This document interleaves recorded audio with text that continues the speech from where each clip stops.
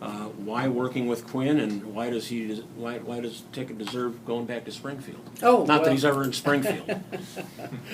Well, first of all, I've known Pat Quinn for 30 years, and when I went to work for the state legislature, and I actually lived in Springfield for about 10 years. I was actually a member of the National Guard in Litchfield, and then later on Urbana. I got to know Pat, and I got to know people who worked for Pat. In fact, many of the individuals who ended up working for me in my various administrative capacities were actually people who had been brought into government by Governor Quinn, like Brian Hamer and others. So, and he's always been, I believe, a courageous outsider, trying to reform the system, Citizens Utility Board, the Cutback Amendment. You can go through a whole list of his successful referendum efforts, and then of course those efforts that were less successful but nevertheless major efforts is getting term limits on the ballot, and of course the Supreme Court ruled against that. And then later on, I actually was pushing the Constitutional Convention, which you can do every 20 years, and because obviously removal of certain constitutional obstacles through a constitutional convention give you the latitude to move more aggressively on other areas. So he's always been a reformer, and so reason number one, knowing him and knowing the type of man he is. Reason number two is I really felt over the last 5 years he's had some great success, some great accomplishments. He came in and inherited the perfect storm. One governor in jail, one governor on his way to jail, almost $10 billion in unpaid bills, funding. The funding had been taken away from pensions. They weren't, funding pensions on an annual basis. Not to mention the fact that the state had been engaged in a series of bad practices, borrowing, deferring obligations, etc. That incidentally just didn't happen overnight or during the Blagojevich years, but you had 28 years of consecutive years of Republican governors, so those bad practices had been accumulating and had been in effect in practice for as far back as I can remember. I, of course, headed the Illinois Economic and Fiscal Commission, which was at the time the legislative watchdog, and we used to point out those bad practices in our annual reports all the time, deferring obligations, taking advantage of what we would call lapsed period spending, and all the kind of budget trickery that individuals would use to, in fact, balance the budget. So, I think the governor came into a very tough situation, and I think he moved aggressively. He immediately started fully funding the pensions. He ended the practice of borrowing to balance the budgets, and that wasn't done immediately, but that was done within that 5-year period. He spent down the unpaid bills by $6 billion. He reduced government expenditures by $5.7 billion. In fact, the number of employees the state has today is 4,000 fewer than 5 years ago, and the operational costs of government are at 2008 levels. So, and then of course, the pension reform, which was a heavy lift, and most importantly, his ability within 10 weeks of becoming governor, his ability to engineer the passage of the largest infrastructure investment program in the state's history. I'm old enough to remember Build Illinois. Well, the $31 billion infrastructure program was more than 3 times the size of Build Illinois. Not counting obviously what was the $12 billion tollway project up north. But the bottom line is that's $43 billion, and that investment has impacted. I'm not saying it's created, but it's impacted 400,000 jobs. So just this last legislative session, they added another $1.1 billion for roads and bridges, and not to mention upping the amount of money allocated for clean water. So, it's been 5 years of accomplishment. It's been a very, very heavy lift, and it really put us in a position to really finish the work. The governor laid out a plan in the budget, his budget plan, which he articulated during his budget message to, in effect, finish the job. It was a 5-year balanced budget plan. It would have kept tax rates the way they were, the same, non-increased taxes, non-increased taxes on consumption, non-increased taxes on services.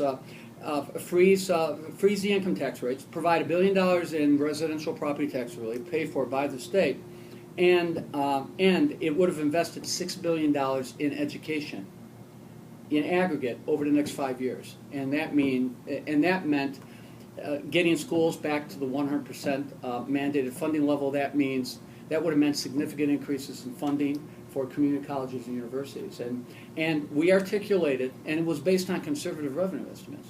So we articulated both the revenue and spending scenarios over the next 5 years, and 5 years of financial stability, 5 years of predictability, 5 years of investment.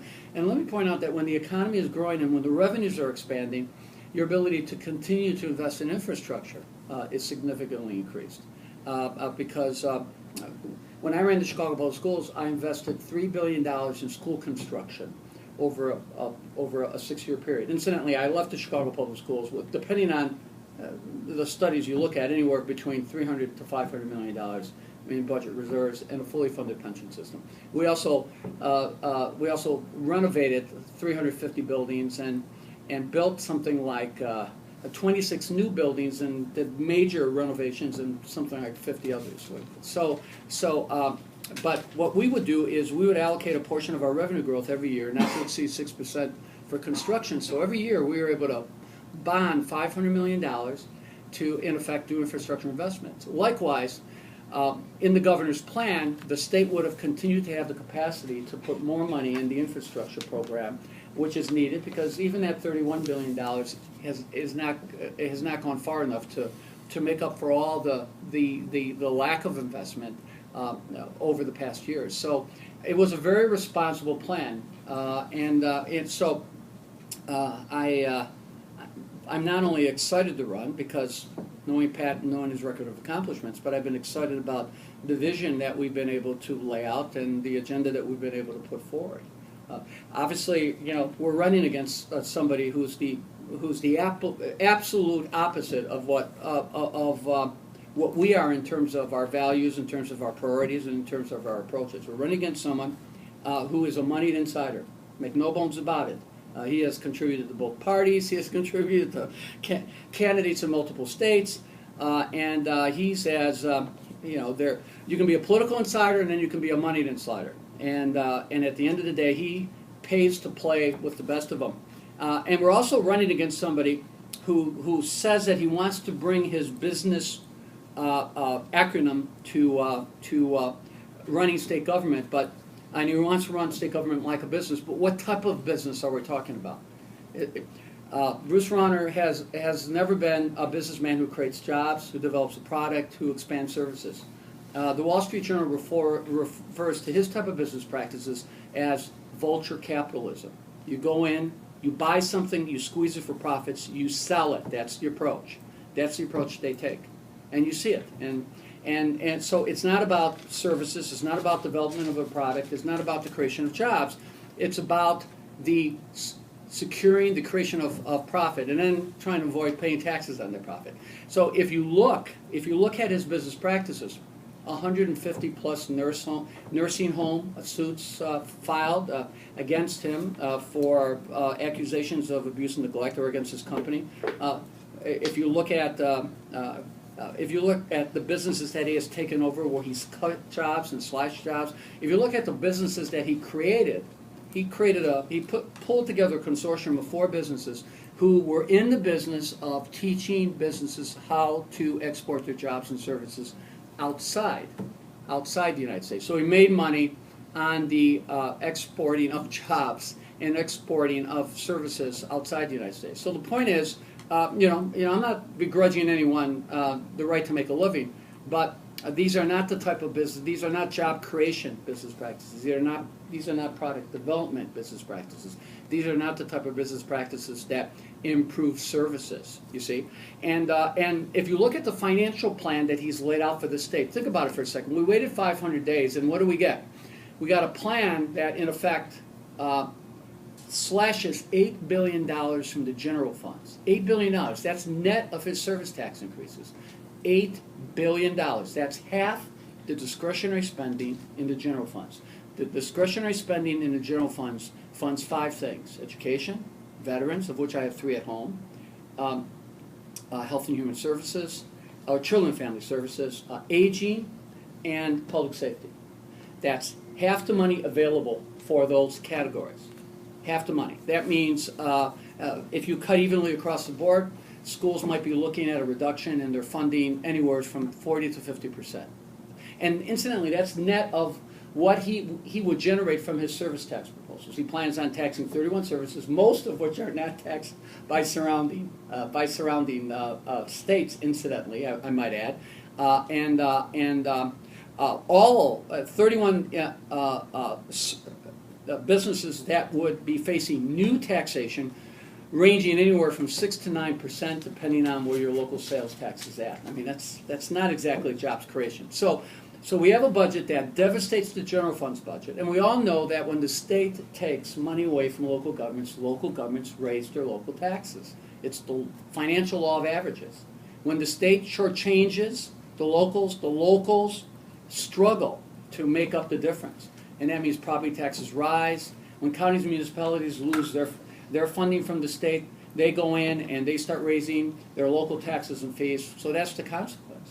And when you shrink the general fund's budget by $8 billion, your capacity to do any sort of infrastructure through issuing general obligation bonds is gone. No rating agency is going to rate bonds, general obligation bonds that are issued by a state that just reduced their general funds by $8 billion. It's just not going to happen. It comes to a grinding halt. This is not hyperbole. This is not exaggeration. Those are the raw numbers. Those are the meat potato numbers. I mean, those are the numbers. So either they're clueless about how the state works or what the role of the general funds is, or they just don't care, you know. But I sat through a debate with, they had all 4 of us were at a debate at the Tribune, and every single time a question was posed about specifics, they were struggling to ask them for specifics. It was all, the explanation was, well, we're going to work that out later. Our goal is we're going to do this, and this, but we'll work out the details later. Once I get in there, I'll work out the details. Whether it was a discussion about where you stood on Ileana, or for that matter, how you were going to fill the budget gap, or for that matter, how you were going to address the obvious pension crisis you would create through your plan to first privatize pensions and then just privatize the pensions for the new employees entering the system, which in effect, by taking them out of the existing system, would almost immediately bankrupt the existing system. No explanation. Or the explanation was, that'll be a post-election issue that will resolve, once we take office. So, there are clear distinctions here. There are clear distinctions between the candidates. And I think whether it's the minimum wage, the governor supports raising it. He, of course, has said that it should be eliminated, or for that matter, how we're going to fund education, how we're going to prioritize our budgets so that we're investing in infrastructure, investing in education. He's been running commercials basically saying that he's going to provide people with massive tax relief, and he's going to increase funding for education and freeze property taxes and invest billions in infrastructure. And I'm surprised, that he doesn't include, solve the problem of baldness, of male baldness, or for that matter, cure cancer. But I mean, and they believe that if they buy enough commercial time and say it enough times, people will believe it. The reality is, his numbers not only don't they add up, they're not even in the same universe as adding up. And so what they proposed is financially irresponsible. And it's not that we're criticizing him without offering something, on our own. Governor Quinn early on, well before the election, staked out what his vision was for Illinois' future, and courageously made his recommendations known in the budget that he introduced to the legislature. So that's kind of where we're at right now. We're fighting this thing against the guy. He just got another donation from his favorite benefactor, Mr. Griffin, who gave him another $1 million. I think we're up to about 4.6 million just from Mr. Griffin alone, not counting the free use of the jet. to fly around and to do campaigning. And so, you know, we're up against someone who joins a lot of clubs, and as we well know, wine clubs, and wants to join a very exclusive club called the Governor's Club. And I think they're going to spend as much money as they feel that they need to spend in order to get elected to this club, so to speak, and this is kind of where we're at. Well, I think you've effectively stated a case against the Republican challenger. Let me get back to what Governor Quinn and you will do. What are you going to do with the income tax surcharge or temporary income tax hike? Well, the governor's position was to keep the tax rates where they were, to keep the tax rates the same. And then, in turn, to provide $1 billion in property tax relief a year that would be paid for by the state. Okay, the state would, in effect, allocate $1 billion through residential property tax credits that you could take regardless of your income level or whatever your property tax was. Everyone would be provided with I think it's $500 in tax credit relief. The governor would then pay down the remaining unpaid bills, and like I said, we've gone from $9.7 billion to $6.7 billion. I'm sorry, to $3.7 billion, and so we would address the remaining financial issues that needed to be addressed in terms of unpaid bills, the bill backlog, and we would invest in education to get the education funding mandate back to 100%, and to provide significant increases in funding for community colleges and the universities. And incidentally, that $6 billion would be net of the pension contribution. So we are talking about $6 billion for programs. Also, as part of that investment, it would include a dramatic expansion of early childhood education, targeting what we call cradle to the classroom, because so much of the early brain development occurs during the first 3 years. Teachers will tell you the importance of having children ready for school. There are children who start school, and when they start school, the gap is so wide it never quite closes. And the proposal would also provide for a heavy investment in job training, so that we could in effect provide universal job training for businesses that would need to retrain their workforce, upgrade the skills of their workforce. Individual loses his job or her job, or they become economically dislocated.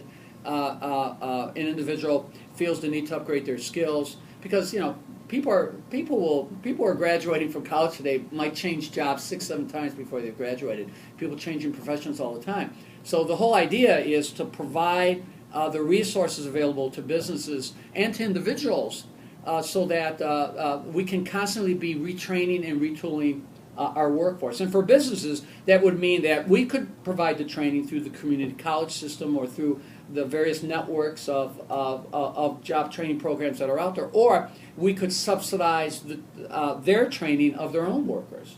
But at the end of the day, no business goes without being able to access job training resources in order to improve and upgrade the skills of their workforce. Where does the money come from that pays for I mean, our school districts are in horrible shape. Where does that money come from that pays for the $500 property tax cut? Well, because the last 5 years, so much of the money has been spent paying off the old bills, getting pensions funded once again, dealing with ending the practices of borrowing and of deferring obligations. There is enough revenue coming in, and there is enough revenue growth based on conservative projections. We actually were $250 million under the actual collections for this past year. So we're getting more money than we projected. Our estimates want to be conservative. So what we did was we lay out a 5-year balanced budget plan. And this is something I've always done. I've done it in Chicago. Every school district I've taken over, I always do long-term financial planning, so I can ensure that my budget 5 years down the road is going to remain structurally balanced. So if you do long-term planning, it's actually easier for you to balance your budget, to reprogram and to reprioritize. And you'll be amazed. You're always surprised if you budget based on conservative estimates. At the end of the day, that's how I was able to build such a huge surplus in Chicago. In the Chicago Public Schools, I had 12 bond rating upgrades. All right, so from the 3 rating agencies. So we went from no investment grade to like AAA or AAA plus. But the point is, so the 5-year financial plan assumes that the rates remain the same, plugs in the $1 billion through the property tax relief credit, and on the spending side, makes investments in aggregate totaling $6 billion in elementary, secondary, community colleges, universities, and job training. So it's a reflection of the revenues that we will continue to generate based on current rates, and based on modest expectations for revenue growth, and assumptions on what it would take to get to do the universal preschool, to get the schools within 5 years back to the 100% funding level, and to provide reasonable increases for community colleges and universities. So it's rock solid. And I'll be more than happy to lay out the 5-year spending plan. We show it in every category. I mean, the revenue projections, no assumptions. In fact, we don't even count pension savings until I think year 2, and not fully until year 3. So we even hedged our bets there. We wanted to err on the conservative side. Yes. You mentioned the word vision a couple of times. So could you kind of, without facts, figures, statistics, percentages, like you're sitting in our living room, tell us your 3 most important priorities for the next term? Yeah, I've always identified what I call them the 7 pillars to job growth, but let me condense them to the 3 most important pillars. What's really important is that we have long-term financial stability. The people need predictability. Businesses need to know that their taxes and fees aren't going to be going up. Local governments need to know that they're going to have a steady flow of resources from the state, and it's not going to be feast or famine. Taxpayers need to know what their tax obligations are going to be. That the individuals, that their taxes are not going up. Governmental agencies are going to know and need to know what their resources long-term are going to be, so that they can prioritize. When you don't know what you're going to get in terms of funding from year to year, you have a tendency to sometimes spend every dime you can, because you may not have that same amount of money next year. So the first thing is stability and predictability. And I'm talking about tax increases. I'm talking about not increasing taxes, and giving people 5 years of stability, so that they know these are the resources, these are the revenues, these are the obligations that are going to be there. That's the first thing. The second thing, and limiting it to 3, the second thing is we have to invest in education. When we don't invest in our schools, 3 bad things happen. The first thing that happens is we hurt our economy. We devastate our economy when we slash education. Tremendous economic disadvantage. Businesses make decisions on where they locate and where they expand based on the quality of the schools. And the schools can be, to have a trained workforce, you need a quality education system. The second thing that happens is we devastate communities. And we devastate communities because in some communities, the schools, the community colleges, the universities are anchors. And when they're downsizing and cutting, and where they're struggling to make ends meet and things like that, in many communities it can have a tremendous economic, towns and university towns, communities that surround universities can be devastated when those institutions are suffering. And the third thing it does is it dries up local taxes. Some of the things that drive businesses away are not necessarily the state taxes. Sometimes it's the local taxes and fees. No one understands that better than the communities that lie along the borders, so to speak. So we've got to invest. We've got to invest in our schools because nothing good comes from slashing funding for education. And then the third thing, since we limit it to 3 things, is I believe we have to have the resources to invest in our infrastructure. And let me tell you why that's important. We have to have the resources not only to provide for basic repairs, but we've got to have the financial resources so that we can go in and make the infrastructure investments that help communities address their economic concerns. We've got to realize that we live in a diverse state. There's different economic drivers. There's different economic needs and economic priorities, so to speak.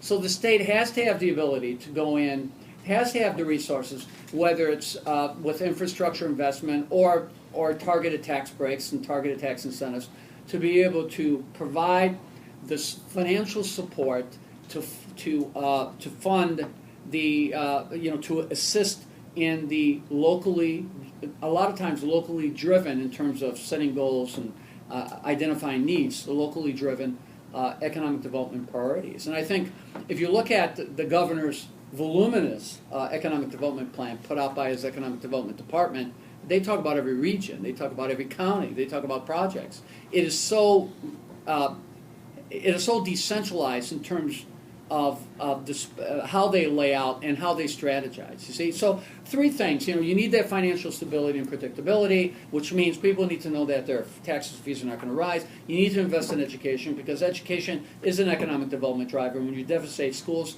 you not only hurt our business climate, but you sometimes devastate communities. And of course, as I mentioned, the third thing is the state needs to have the tools, the infrastructure tools, and the financial incentives to work with local communities, to work with regions on regionally driven and locally driven economic development strategies. You mentioned funding education back to 100%. Is that going to be something that you stair-stepped, or will it be all of a sudden? No, it would be achieved within 5 years. Okay. And if revenue growth is stronger than anticipated, it could be achieved in 3 years. Again, my goal is, I've always felt that you need to make conservative estimates on your revenues and responsible estimates on your spending, so that at the end of the day you're always surprised for the better. That's the approach that we want to take. But I don't know what we're at now, 85, 86%. But if we can go up 3-4% every year, we'll get to where we need to be, and that'll be a big help because the money goes through the resource equalizer formula, which means those districts that obviously are poor receive additional funds. Let me contrast what our opponent has put out. I mean, our opponent wants to slash general funds by $8 billion. $4 billion of that is in education.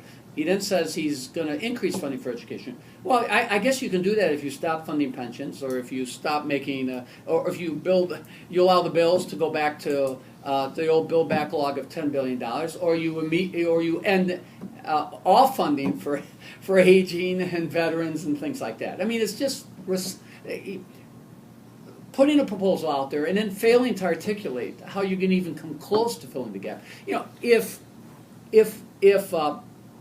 Say if his budget plan became reality, but through local property tax increases or through state reprogramming or reprioritizing, education only experienced half the cuts. In other words, instead of $4 billion in cuts, they found a way to limit the cuts to $2 billion. You would still be, in effect, eliminating funding for 28,000 teachers, 1/6, 1 out of every 6 teachers. That's assuming that ultimately education would only lose half the amount of revenue that he's actually taking out of the budget with his promised tax relief.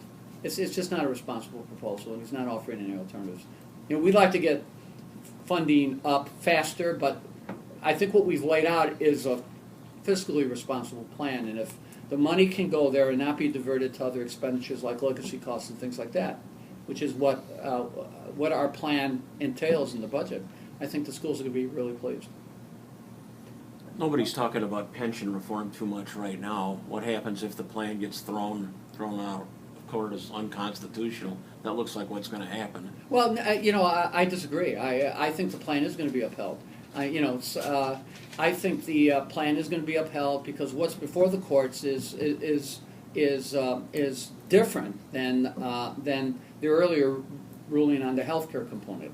I think the ruling is going to be favorable and the plan is going to be upheld. But somebody said the other day, like our opponent, who incidentally, tried to kill the plan, also tried to kill the plan for pension reform up in Chicago. Actually paid for robocalls to basically lobby people to oppose the plan that they had to financially stabilize the system in Chicago. So he was trying to kill the plans. What he's offered, if he hasn't offered something that's unconstitutional, privatizing the pension system. First he said he would privatize the whole system, then he said he would just privatize it for new employees. Now I think he's back to saying he's going to do it for all the employees, but he told police and fire that he's going to do something different for them. So, I mean, the bottom line is we have a solid bill. The reason the bill took as long as it did to pass was, in part, it was a heavy lift, but also they tried to craft the bill so that it would withstand the legal challenges. So we're optimistic that the plan is going to be successful, and so we have a lot of confidence. One more question I have about, No, yeah. about education. Are there consolidation? I know like Kentucky, a decade ago, just really had a big push for consolidation. Is that something that's built in it as a money-saving component? Or? Well, let me point out that now that I'm getting older, I've been around. They've been talking about consolidation for 30 years. They've been talking about service taxes for 30 years. Remember? Yeah. Remember? Was it Governor Thompson or he convened that Doug Whitley, that task force on sales tax reform? Remember? What they quickly discovered was, my God, we don't want to be taxing things that aren't taxed in other states, and my God, if you tax consumption, I mean, so they've been talking about that stuff for years. The governor's position is he supports consolidation of local governments, whether it's school districts, etc., or you have your townships. But we all know that you can't force, that the legislature is not going to be able to go in, and they're not going to do it. Either Republicans or Democrats. Love their local governments. They're not going to go in and force these local governments to consolidate. I think what you have to do is you have to incent them to consolidate. You've got to incent them to consolidate, and consolidation has to be, I believe, locally driven. And there are some communities that have moved to consolidate. They have that pilot project in DuPage County that allows the DuPage County board to take the lead in bringing local governments together and developing certain consolidation plans. I mean, that's the only way you're going to, get it done politically. You know what I mean? But we have a lot of local governments. There's no doubt about it. But I went and I looked at the census data, and I invite you to check the census data yourself. And I wanted to. The governmental census was ranking states that have the largest number of state and local employees, and I think Texas was like 1 or 2. Okay, and we always think of Texas, we always think, they spend less on government, well, not on employees. So the question here is, just because you have a lot of local governments, that doesn't mean that, you're going to, by consolidating, you're going to save that much, you see. My position is, I believe there should be fewer local governments, but I don't think the state should be in the business of dictating. The state should be in the business of incenting the locals to consolidate and allowing the locals to take the lead. I think that's the only way you're going to get reasonable consolidation, because then communities will make their own decisions. It's local democracy. Let the communities decide what's in their best interest. Some communities may want to consolidate functions without consolidating the governments themselves.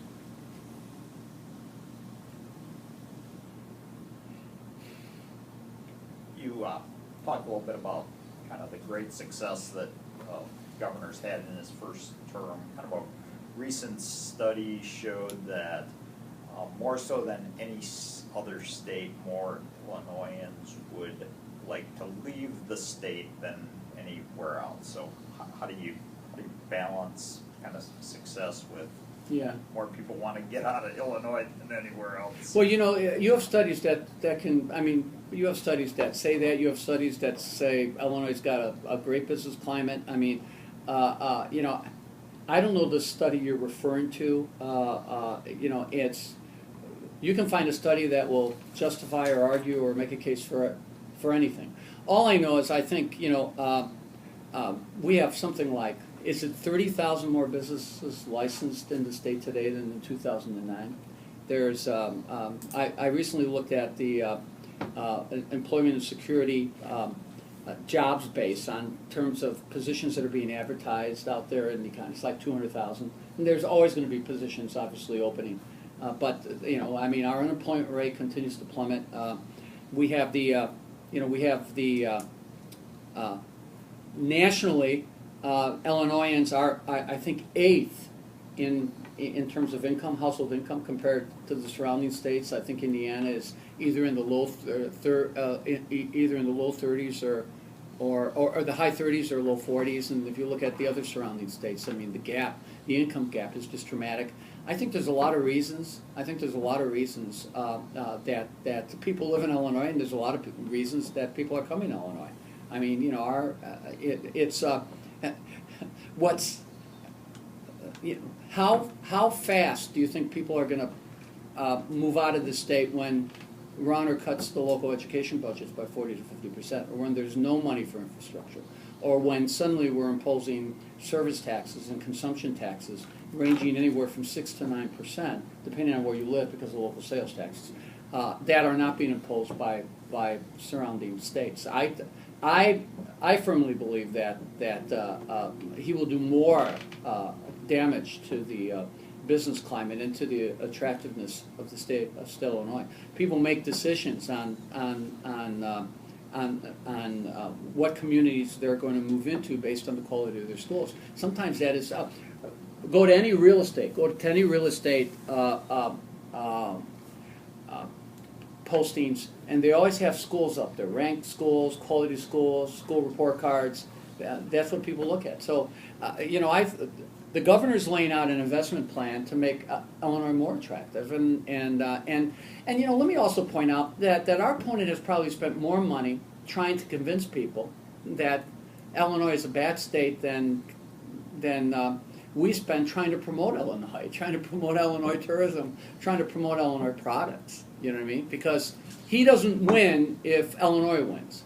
I mean, he doesn't win if there's stable pension systems. He doesn't win if there's long-term financial stability in the state budget. He doesn't win if schools are satisfied that the funding formula has enough money to make sure that it really is a resource equalizer formula. You know, now his whole approach has been to run a negative campaign, to demagogue and attack the governor, and to, in effect, say nothing positive about the state. So I'm optimistic. I think the state's moving in the right direction. I think we're making a lot of progress. I think we're poised to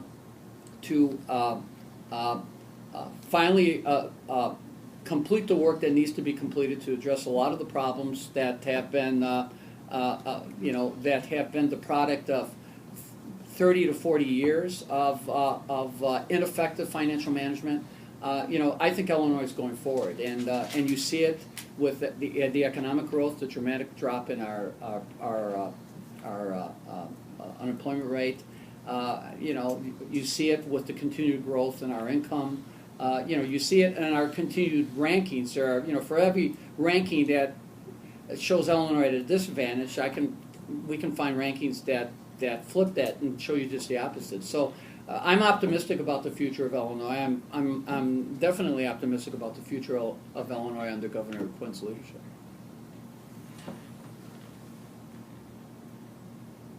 Anything else? Well, thanks very much for the visit. It's my pleasure. Much appreciated. Thanks for the workout. It's the only exercise you get on the road, these type of exercises. So I actually think I work up more of a sweat doing these interviews than I do trying to get a couple miles in. So, but I appreciate it. You know, I came to the Southern Illinois, and when I ran against Rapogorovich, you all actually got your endorsement. Huh. Yeah, it's a nice I editorial. wasn't here at the time, but Yeah. Geez, that was a long time ago. Yeah, it wasn't was. It I was. was the only one here, thanks. You remember that one? So thank you for endorsing me. I don't think I ever thanked you personally.